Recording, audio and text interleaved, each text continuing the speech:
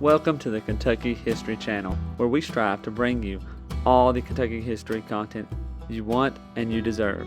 Kentucky is a part of all of us, and we plan on covering all the history we can, from Pike County to Fulton County, from Louisville to Harlan. Here on our YouTube channel, you can find many videos dedicated to different events, people, governors, and places in Kentucky. There's something for everybody.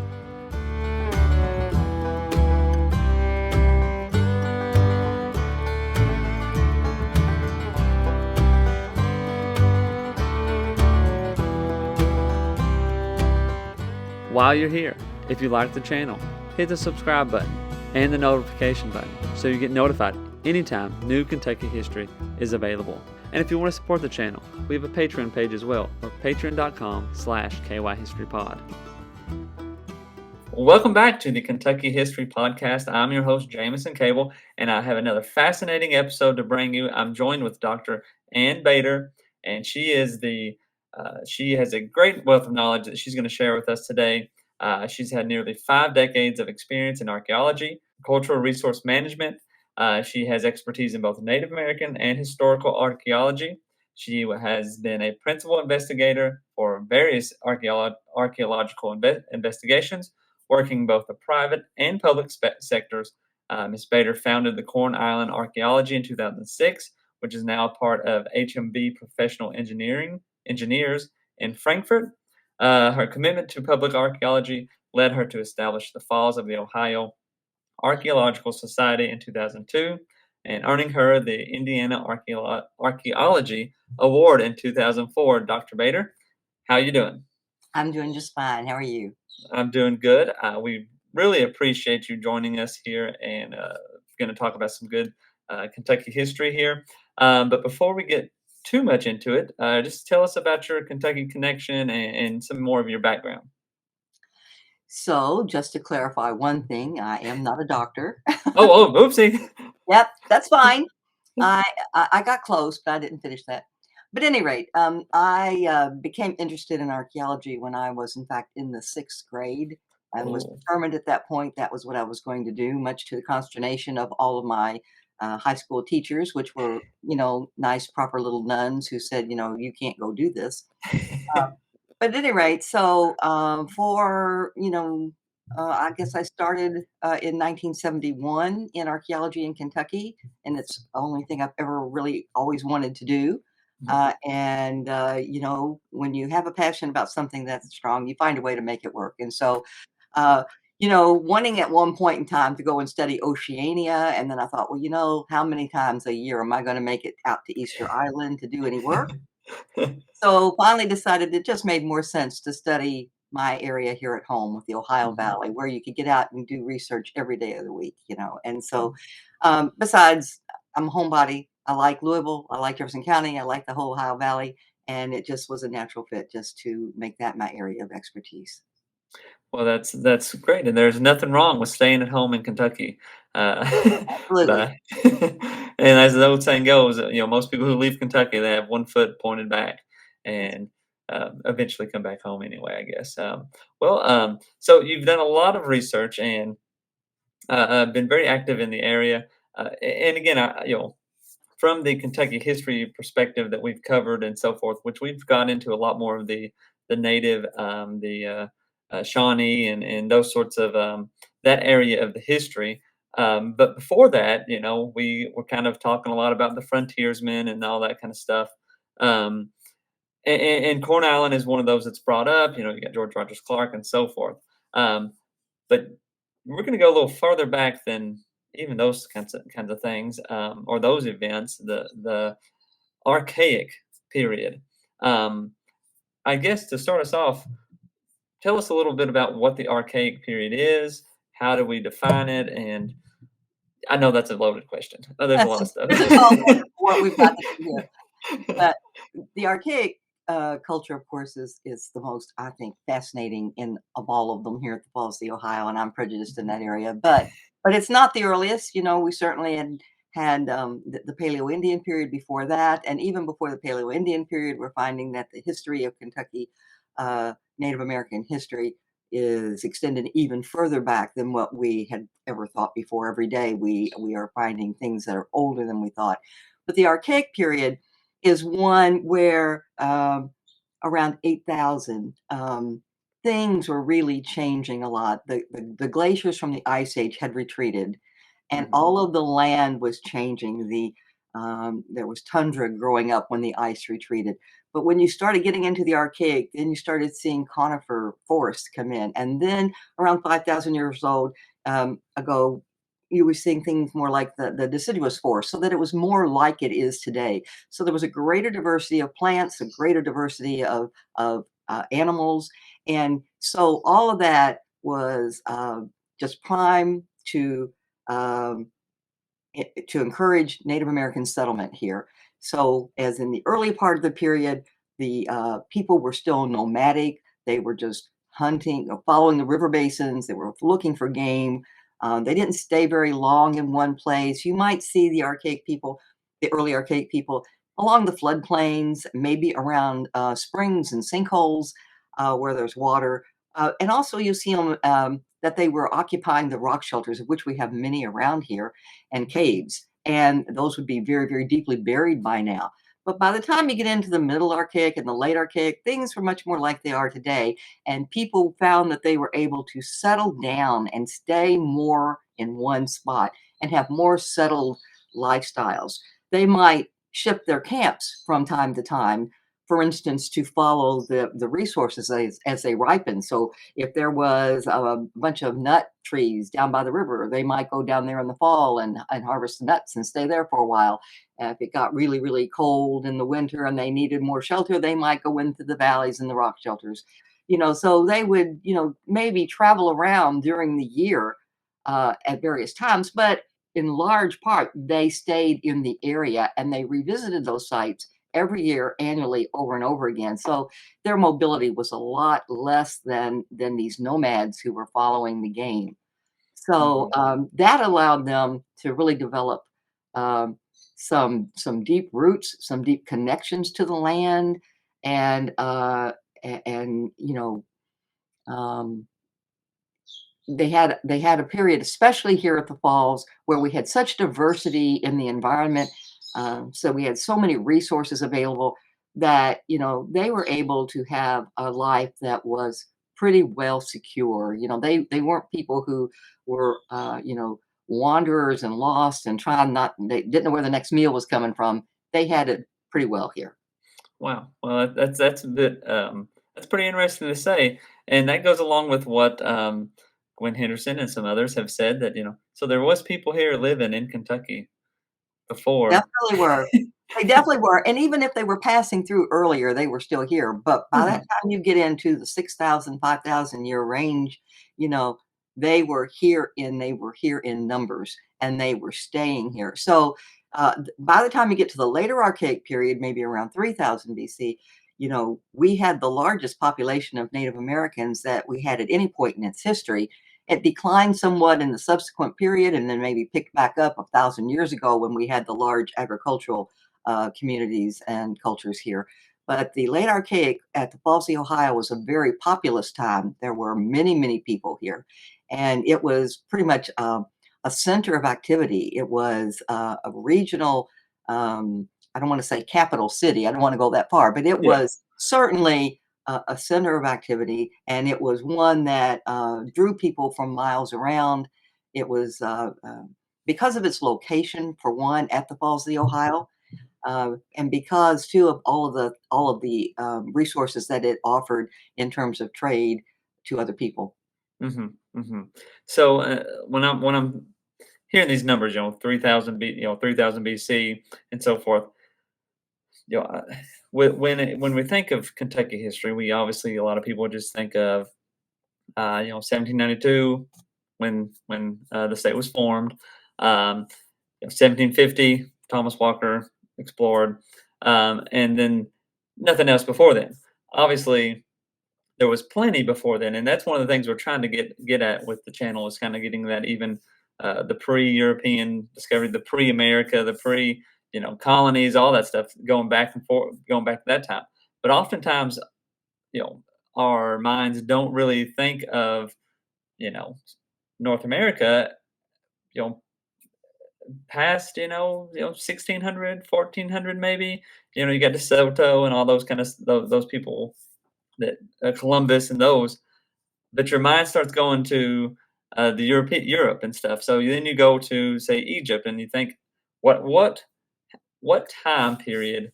I guess what connection? If this is going on in Kentucky 3000 BC, what's going on in the rest of the world? I guess to get that kind of thought, if that even can be So done.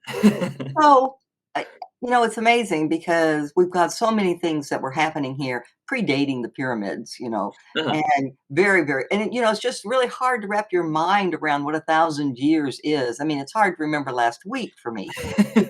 It is just an incomprehensible length of time, and, when we look at it in terms of the artifacts that were left behind and the types of sites that we see, I mean, we have a tendency to think of it happening very fast or very, Mhm, it looks like we can describe it in a few words or a few slides or something when in actuality it was just, very slow periods of change over a long period of time. And, a lot of times there's some coincidences that you can see in like in the worldwide, like in the invention of agriculture. And so we see that it's happening around the world at mhm, roughly the same period of time. And so, especially in Kentucky, and Dr. Henderson may have alluded to this, that Kentucky was one of the 7 or 8 world HARs where agriculture was independently invented. It's really one of these places that really puts Kentucky, what we know of as Kentucky now, on the map. That the Native Americans were doing the same thing here as the people in the Fertile Crescent, for instance. mhm, mhm. So there's commonalities around there. Mhm.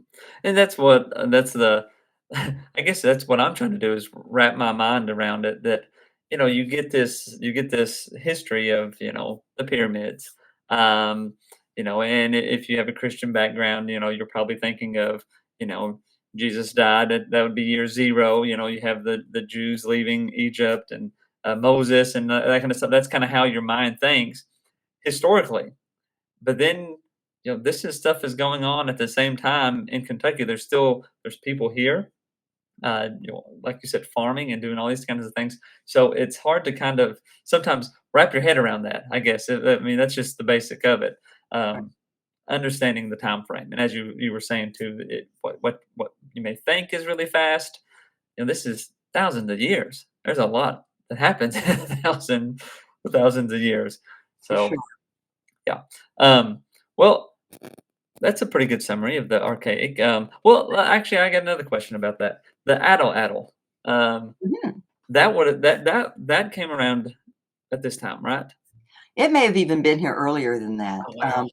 It's in Europe as well, Oh really? Okay. and, there's some differences, like, I believe, that I'm not a European expert by any means, but I Mm, believe that the main differences is that the ones in this part of the world had, we call them banner stones or weights that were on the shaft, and whereas they did not so much have that in, Europe.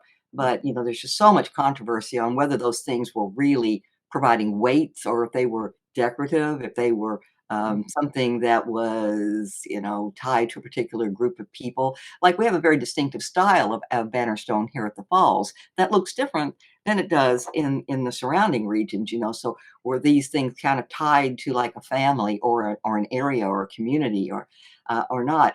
But if you go to the Indiana Atlatl Association, I wonder if that's still in existence. But anyway, it was. And they still have atlatl events, and all these people who are throwing atlatls today will insist that having that weight on there is good and makes the whole tool function better, with the leverage of it, etc. So, whether or not it was meant to be a weight or in somehow to improve the functionality of it, regardless of that, it seems to work better with it, according to these people who use them. mhm, mhm. Well, and it's such an interesting tool or such a neat creation, and you think, man, this is genius because you think, all of a sudden you're able to hunt from farther distances. It saves lives probably, makes things easier. Real quickly, Um, I guess you give a description of the atlatl. You probably are able to do it better than So me. sometimes it's really an extension of your arm, and it makes you have, as you said, the ability to throw with greater leverage, greater strength, greater force at a much further distance. So you didn't have to walk up to a 16-foot mammoth, with a pointed stick and start poking at it, Yeah. So, you could keep your distance and do this. But really, it's kind of a hooked implement with a handle on the one end and a hook on the other, and you would have a piece of cane, which was very, very prolific around this area. The cane that grew here, the native cane, 30 feet tall sometimes. A lot of our streams, Caney Fork, Cane Run Road, all of these Mhm. things were just a tribute to the fact that we had all of this cane here, the cane breaks. And so you take this cane and make this um, where it would slide at the bottom into this hook on one end, and then the point would be at the other. And, so when and that might be a 6 foot long piece of cane, so that when you hold it and you fling that cane far, it's just amazing if you look at it in slow motion on a slow motion camera, and you can see that that cane waves. It doesn't fly straight. It makes a little wave as it goes Mhm. through, and because it's, not wood or it's got some bend and some flex to it. So, and we knew that one of the people I know that one of our favorite stories is that someone had a atlatl and they put it through with a very small point, maybe a stone point at the end, the tip of it, and put it through a car door with very little trouble. Oh. I mean, the things were powerful. Yeah. Oh, wow. That is powerful. That is more than I would expect. Mhm. Well, But you're, you know, you're you going after some big animals with it. yeah, yeah, And that's the yeah, main thing, you're not going to go hunting rabbits and raccoons and things like that. yeah. You're going after large game when you have one Mm, of those. very true. Yes, yes, wow, that is impressive. That makes it even more impressive of how Yeah, I mean, it's inventive. so hard to think sometimes that these people were intelligent and that they invented things and that they were clever and that they knew how to make the environment work for them and how to Mhm, exploit it. I mean, and just looking at the artifacts that they created and the beautiful art and the craftsmanship and it's just amazing. I would have, probably starved to death the first day out there. But it's just, these people were very adaptive to their yes, environment and they knew how to make a living. yes, very technological, savvy. I mean, Right. you take a rock, and there's a few, videos I've watched. You can watch them on, I think it's Cherokee Nation, that shows all these old techniques. They're chipping away at a stone, and you're thinking, well, they're just breaking up this stone. But then they turn around and says, see, you can now use this to make this out of it. And it's so resourceful. It is mind blowing, like how good they were at it. Which again, survival is what they were Absolutely, and doing. they had many, many years to learn how to do it. Yeah, yeah. Back to I that. I often people often wonder if you took a Native American or a Cherokee or Shawnee from a few hundred years ago and brought them to today's time, what would they think? And I kind of one, the wastefulness they would be very disturbed by, but the technology part of it, making things easier, they would probably be a little bit impressed by that because that was all they did was use what they had to make things as easy as they could, Well, to and make it and it better. wasn't a surprise that when they were finally introduced to metals and metal arrow points, that they Mhm. bought those stone ones flat, and they used the metal ones wherever they could, you Mhm. know? Yeah, yeah, and oftentimes, well, I think that's part of the narrative that kind of, well, especially, say 100 years ago, the term 100, 200 years ago when, the term of savage and all that kind of stuff, it kinda degrades the, inventiveness of that they did. I mean, they were living here on their own, no problems needed, and surviving for thousands of years, you know? And that goes back to that old mound builder theory, so Uh-huh. that when the Europeans first came here and excavated into the mounds and found these extremely beautiful, exquisite artifacts, they looked at the Native Americans and they said they could not have done this. They don't have the technology. They don't have the civilized nature the artistic, they could not have done it. So they, speculated, of course, that there was this powerful race that came out, that the Native Americans killed out this wonderful race, and, a lot of people really believe that, that the Native Americans were not capable of it. And of course, we've long disprove that, and everyone knows that the Native Americans did, in fact, make all of this beautiful, beautiful art and much, much more. So, Yeah. that was the early days. Yeah. Well, and Gwen also mentioned we're talking about like the history of archaeology. Archaeology is fairly a younger It is. field, I guess, or a science, if you want to classify it that way. So it's really taken a lot in the past 100 years to kind of get this out there to say, hey, this isn't the evidence doesn't show this or support this.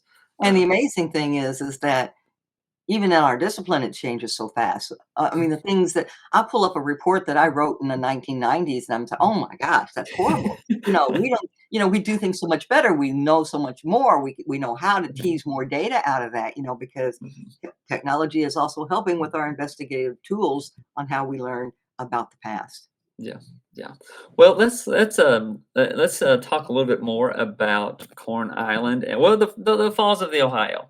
And you touched on this a little bit as well before. What does make the Falls of the Ohio so unique when we're thinking of maybe the archaic or even just over time with the cultures that were around? So, it was in historic times as well as in Native American times, the single greatest impediment to river traffic along the whole 900 plus miles of the Ohio River. And so even in canoes or, whatever kind of craft you have at certain times of the year, it was challenging to get through that in high water or, it was just one that you almost always had to portage around. So it was a natural stopping place. Uh, for settlement of any kind, of any time period to grow and develop at that point. It was also such a natural landmark. It was very easy to sit there and say, "Oh, meet me at the falls," and everybody knew where you were talking about. You didn't have to, try to guess. So, which falls are we talking about? We're talking. I mean, you could ride down in a boat. They would say in historic times, and you could hear the roar of the falls from 20 miles away. Upriver. It was that loud and that forceful. Hmm. So that was one of the bigger things. But one of the other things that made it so unique, and I did allude to this before, is that this juxtaposition of all of these different environmental zones, maybe 6 different zones, and they all had their own set of resources, so that these people were wealthy in the sense that they didn't have to go 200 miles upriver to get chert. Those knobs Hmm. that encircled the falls were rich in chert and a very good quality chert, and it attracted people for miles around to come and get this. It was just kind of the mussel beds that were here, and all of the mussling that was done. That was, not even talking about the native wildlife and the Hmm. vegetation wildlife. The great salt licks that were down in the southern part of the county. That was a critical importance to these Hmm. people. Not so much for the archaic people, but the falls area is also one where we had large clay deposits, which would be more important in the later cultures that came along later. But whatever you might need, we had it here at the falls, and so it was something that was just, hey, why not stay? Yeah, You know? yeah. But it was kind of like a crossroads. So we had these rivers that would come in, the Salt River coming in, and all of these other streams. And it was just a good place to meet, and everybody could get to it fairly easily. Mhm. And even, when we're thinking about the European culture coming in, and the founding of Louisville and that sort of thing, it was a stopping point. You could get off here, go around, and that's what I would assume that was the case during the Archaic period and so forth. People would come down the river, they could stop, and then trading and all that kind of stuff would go Right? on as well. Absolutely. Um, and you may not know the question, and you did mention this. How many, if you could estimate, how many people do you think lived here, Wow. or in and around the falls? I mean, is You that? know, um, that is really hard. That is just very hard. Yeah. There are a lot of sites, particularly in the Middle Archaic and in the Late Archaic, and I know of at least you know, 11 or 12 well-established Native American cemeteries in the area that had many hundreds of burials each in them. So, I mean, uh, I'd really be hesitant to put a number on it, but it was a good group of people. Yeah. And, and it was sometimes, especially later in the period, some evidence maybe they didn't all quite get along, Yeah. that, Yeah. they're going to be some conflict when you have a number of people coming together. And so, Mhm. people having disagreements to the point of,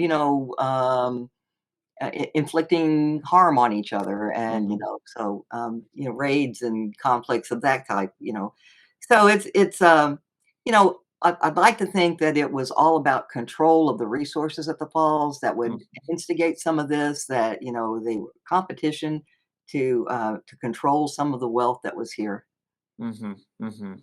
Um, well, I mean, that's probably just very true to people in general. And that those sorts of conflicts are going to rise up. Um, so with the falls being such a center point, and this is, of course, we're getting closer, I guess, to what we think of now today. But Corn Island, what is so unique about Corn Island? Well,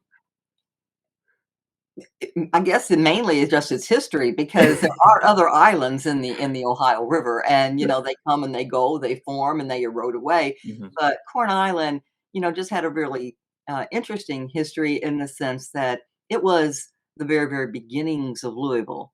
It Mhm. is where in 1778 George Rogers Clark came. He had his military, uh, troops with him. He decided to stop at this island because he was really afraid that if his people that he had with him knew where they were going, which is Illinois, Yeah. and not in the best time of the year, that they might desert. And in fact, some of them did try to do it. So he planted them there on this island until it was time for them to leave. And so he also, and I think it was reluctantly, brought along some families with him. And so I've heard different numbers between 13 and 18 different families that Mhm. came. And there wasn't a large group that first year, but they rapidly had hundreds more. I think 300 more came and joined them fairly soon after they were settled there. But you know, it's one of those things that even after in 1779, where this group of people decided, well, we're going to go over to the Kentucky shoreline and start leave the quote station on the island and go to the station on the shore, the fort on shore. That Corn Island continued to be important in the history of Louisville. Throughout the 1800s, it was seen as a playground, a picnic land, a place to Mhm. go over to have some kind of, just a pleasurable outing. And then eventually, at some point, it started being used as a quarry for the limestone. And the more they quarried, of course, the worse it became. And so Mhm. the rivers, when they rise from the dam and everything, it started eroding all the soil away, and then it just became an exposed rock. And so finally, the Corps of Engineers, seeing that it was a navigation hazard to the entrance to the canals, blasted it away. So it is, maybe 6 feet, 10 feet, I don't know, below the surface of the water. You can still find the footprint of Corn Island down there, but now it is just pretty much. Just all inundated what was left. Mhm. Mhm. What about whenever they decided to uh, canal around? About what time did they decide to canal around the falls and get it to be a more smoother pathway? Well, and I'm not going to be able to give you the exact years on that. That's okay. There were a couple of different things. They kind of made a little canal at one point that was just more of a glorified ditch than anything else. That went towards Portland. And then they had a series of dams and a series of wicket dams and things of that sort. And I worked for the U.S. Army Corps of Engineers, so you think I know a little bit more history about when they actually put in the dams and the locks. Uh, but maybe I remember I remember reading something in the mid 1800s where they were trying to, get legislation through to actually Right. construct this. And there was some talk for a long time, and Indiana lobbied very hard to have the canals on their side of the river, uh, Uh-huh. and they actually had plans drawn up for that. Um, but eventually, they lost out on that. Yeah. Yeah. Well, going back to the more important topic on hand, the Archaic period and that this in the Ohio Valley, around around the area of Louisville and so forth.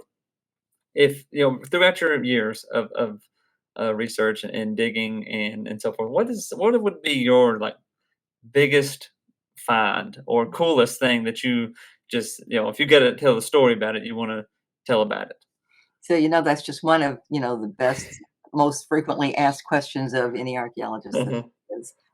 And I had the very great privilege of, in the very first year of archaeology, to land on a site that was always going to stay in my mind, and that is the Keang site, the Kentucky Air National Guard site.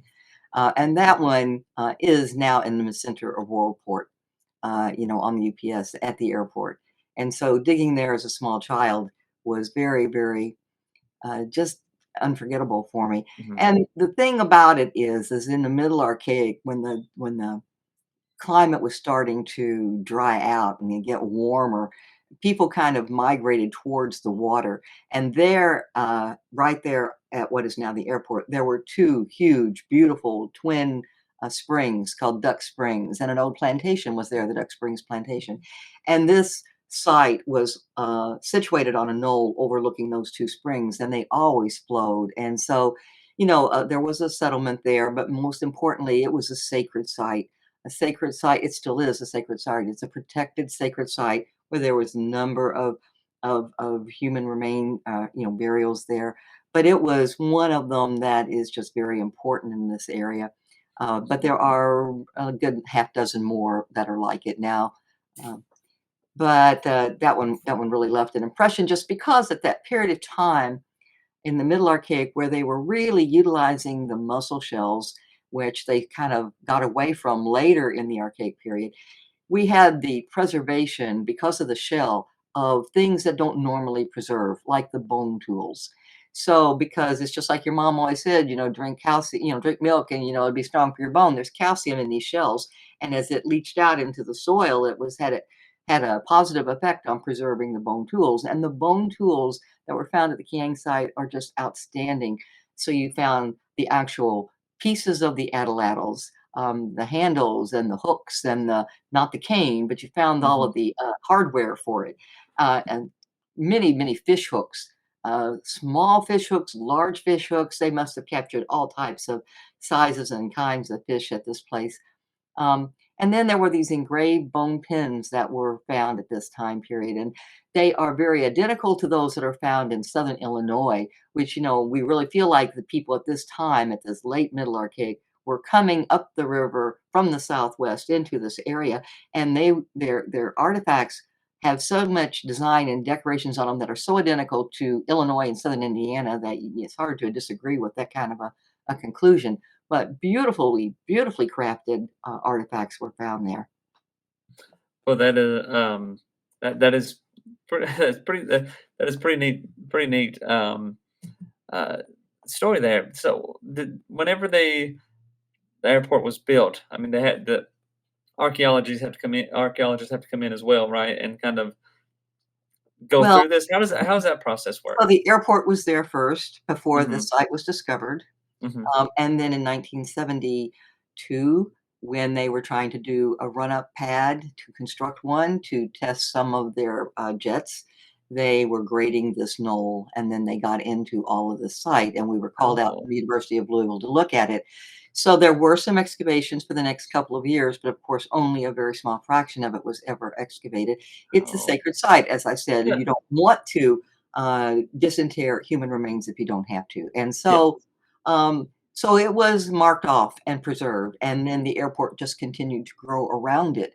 And then at some point, I believe it was 1989, the UPS and the airport decided they really needed a little bit more of that space. And could we go in and tighten up the boundaries of that site? Which we did.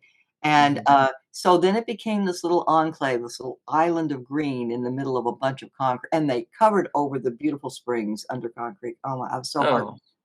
heartbroken to see that. But it's still there. It's still there, and I don't think that anybody out there likes having it still out there, but except for the Native Americans who Uh-huh.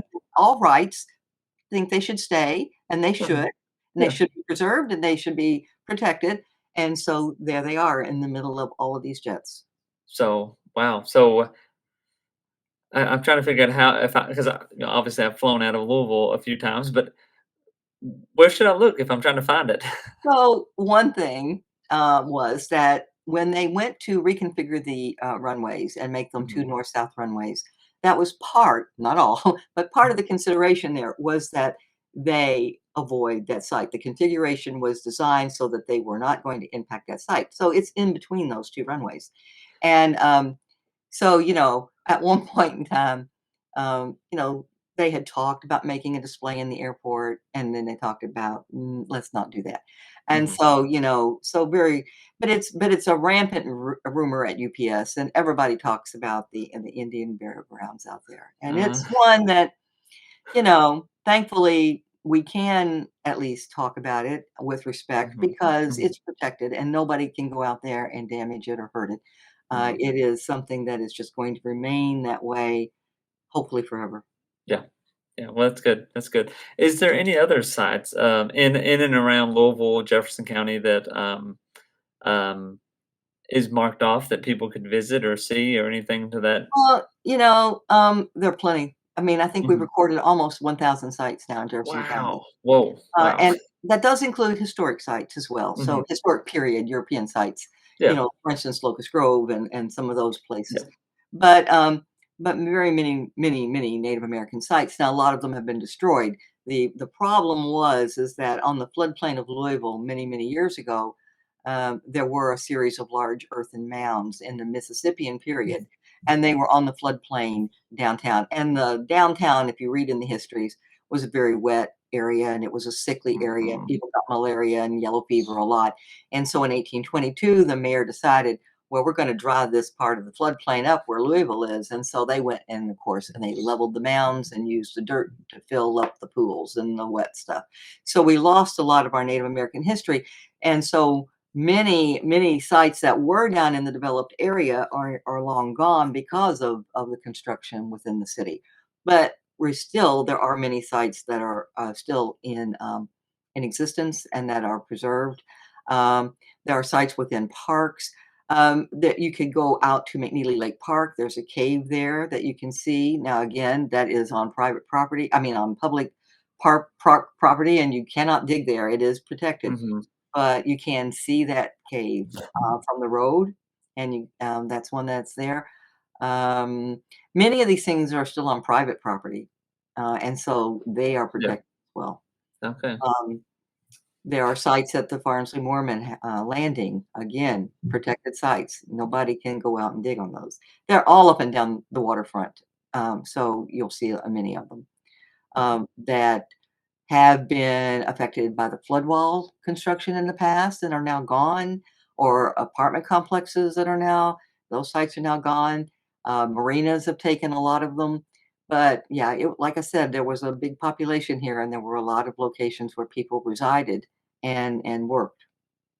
Well, that's pretty interesting. I keep thinking, the big population at Louisville thousands of years ago. It's not a coincidence that, that area has been used or utilized throughout time. It's not just, we Right. think of cities today, but it's been in use for so long. What about what? So my big question here is, what can we do for, say like archaeology today? What can people do? I mean, get out and see it. Go to places. What would you suggest? One of the big things that can be done is what you're doing right now, and that's heightening awareness Mhm. and letting people know that when you go out and that archaeology is important, that it tells us about how people lived long ago in the past, that you're not supposed to go out there and just start collecting from sites that detracts from the history of the site, that we're losing a lot of history when people just indiscriminately go and start digging on sites. We'll lose a lot of information, like maybe where their houses were, or where their fireplaces were, or God forbid, even disturbing one of their burials. So, we don't want to encourage that. We want to try to bring an awareness to people that with systematic archaeology, and then when it's needed, not just, willy-nilly go out there and start digging for the fun of it. But when it's needed, there's a procedure, there are technologies, there's methods in place that capitalize on how to capture the most information that we can out of them. And so if people want to get involved in that type of thing, that's why we started the Falls of the Ohio Archaeological Society in 2002.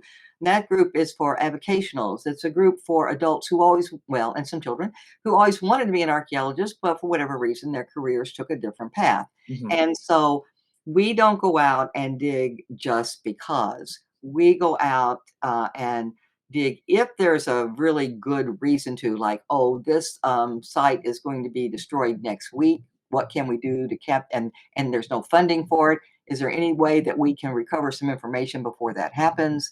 Mhm. Or, maybe it's one of them where um, we want to have a training class for some people to teach them how and what can be learned from archaeological sites and how you go about doing that. And we might do that on a site that is, for instance, a historic site where we know that there's already some information known about it, that we can try to just use it as a training exercise. Sometimes, we have guest lecturers that come in and they will talk to people about the local and regional archaeology and get them, they can get involved in that on the first Saturday of the month at 1 o'clock Yeah. every month. And um, yeah, and sometimes we have field trips, but ever since COVID, the world has changed here. And there are so many, if you go on to Facebook and you look, there are, I bet, a dozen or more Facebook pages that talk about Kentucky archaeology, Mhm. different aspects of it, and there are even throughout the area in Ohio and Indiana and other places. And sometimes there are these lectures that come on at a particular time, which almost always is a time when I can't see them. Um, but a lot of times there are recordings on there too, and it's really made us realize that we can learn from other professionals or other avocationals anywhere without actually having to meet in person. And so, Mhm. Mhm. it's just been the one good blessing from COVID is that we are now sharing information on a wider and more accessible type of platform. Mhm. Yeah, well, and it is beneficial for me as well because I can connect with people across the state way easier than having to go to Louisville or Henderson County or wherever. A few benefits from COVID. Now, one say that the one thing that I feel like that we are not as good about in the Falls area as we could be, and that's interpreting our Native American culture. And so if you go to the Falls, the Ohio State Park Interpretive Center, they do have displays there that can walk people through Native American history. Um, there is a part of the Commonwealth exhibit now at the Fraser has some artifacts and some history there related to this as well. And I believe the Filson Club is trying to very much get interested in it. But it's a difficult thing to go and try to find a place where you can really get some in-depth information about these native cultures in the local area. Yeah, well, and speaking of um, the Fraser Museum, we'll be actually going there here soon in a few weeks. Probably when you hear this for the audience, it'll already have happened, but that I'll have to check that out and see some of the artifacts there because that is one of the things that I wish we had uh, more of or more accessibility to, like you said, a place that you could go and kind of see. Um, and so forth. Obviously, there are places, but it just seems like the focus of the history is sometimes not as Well, dedicated. and we've got concerns about it too. Just in December, there was a revision to one of the laws that had been in effect since the early 1990s, the NAGPRA, Native American Graves Protection and Repatriation Act, and that one, now in December, the concerns are being brought up about, do we want to display things that were sensitive to the Native Americans, things that may have been included in their graves, or things that are sacred to them or special to them. So, there are a lot of concerns when you go about setting up a display of this sort where we're, Hmm. working with the Native Americans or doing it in such a manner that we feel confident. Well, it's not really up to us to feel confident. It's us Hmm. to consult with the Native Americans to see if they feel confident of that these Yeah. displays are something that are appropriate to be sharing with the public.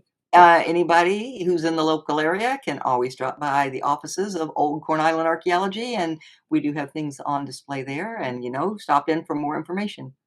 This All was right. Yeah. Well, anything else before, like, the archaic period wise that you would like to bring up? I mean, I think we've covered quite a bit. Um, I mean, we could talk about it for hours, obviously, probably, but uh, for time's sake, I just it's so interesting to me about the length of time and that things were going on here, way before Daniel Boone and any of those people even were considered. But we sometimes just completely forget about that. or pass them off as simple people when Hmm. they had a complex civilization and everything that goes along with that, and that that they were just a remarkable group of people that most everyday person out there in the world doesn't know anything about. Yeah. But I will Yeah. say this, Yeah. hats off to the school teachers because I have been talking to classes for many, many years now, and these kids are more and more educated. Every time I go into a class, they know more than they all did the year before, and That's they've got good. the prehistoric or the Native American periods down. They Hmm. know more than their parents do. So we got hope for the future that we're going to be raising an enlightened group of children that are going to, uh, take the reins one day and then, Hmm. through time. Dig dig it a little deeper and learn a little more. So, that's good. That's great. Well, Ms. Bader, I really appreciate you coming on here. Mhm.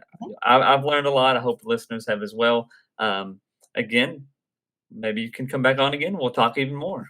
Yeah, it'll be fun. Well, again, if anybody wanted to connect to you, follow any of your work, what would be the best way to get in contact with you?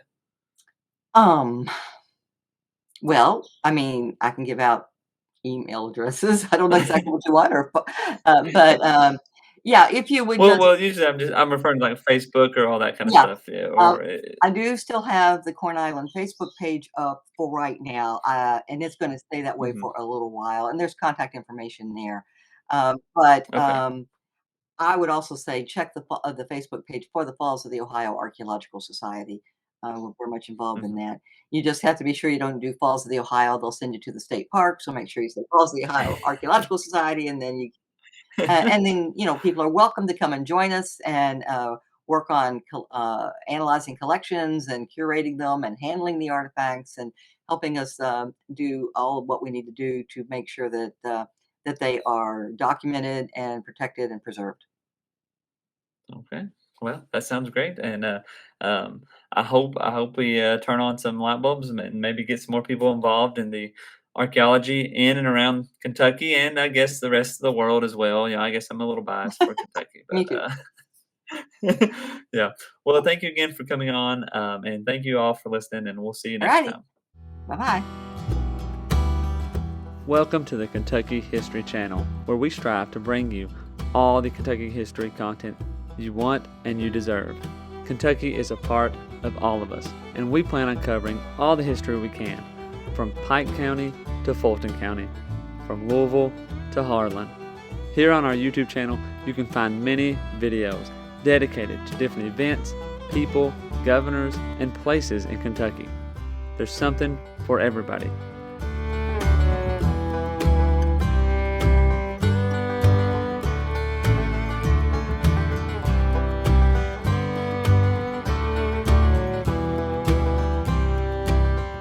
While you're here, if you like the channel, hit the subscribe button and the notification button so you get notified anytime new Kentucky history is available. And if you want to support the channel, we have a Patreon page as well, or patreon.com/kyhistorypod. You've probably heard about Daniel Boone, but what about the rest of the frontiersmen who came to Kentucky and settled? That's what we want to bring to the Kentucky History Channel. The stories of the untold, the stories of those forgotten.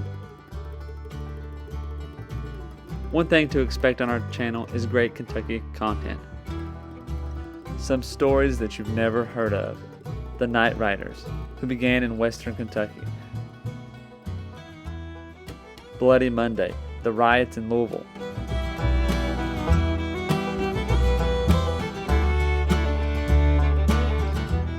the assassination of Governor Goebel, the only governor ever assassinated in the United States. Stories from all over Kentucky, stories that are unforgettable once you've heard them.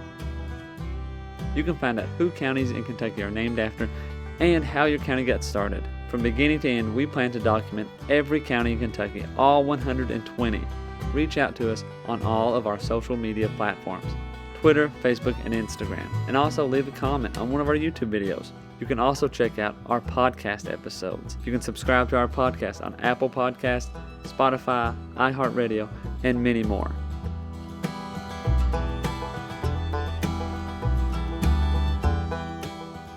We're always seeking to find more Kentucky history so we can bring it to you, the viewers, the listeners. We want all the stories and all the events from Kentucky's great history to be told and shared everywhere.